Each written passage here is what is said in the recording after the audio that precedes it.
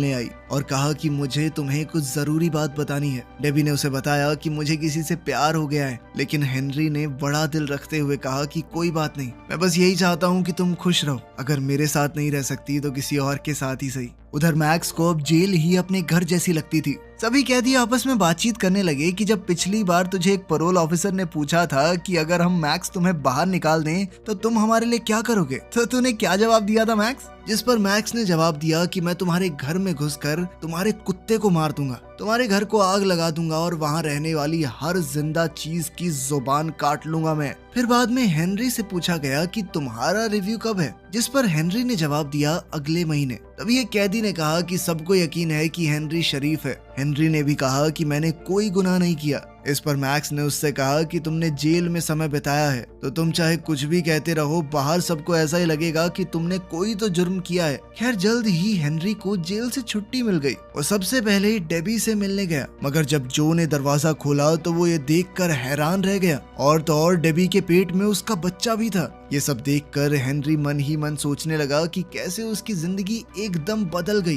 Debbie ने Henry को उसका पूरा सामान दिखाया और उससे पूछा कि अब तुम आगे क्या करने वाले हो। हेनरी ने कोई जवाब नहीं दिया और तभी जो वहां आया उसने हेनरी को एक बिजनेस का ऑफर दिया और कहा कि कोर्ट में मेरा नाम ना लेने के लिए शुक्रिया। मगर हेनरी ने कहा कि मैं तो तेरा नाम जानता ही नहीं और वहां से चुपचाप चला गया।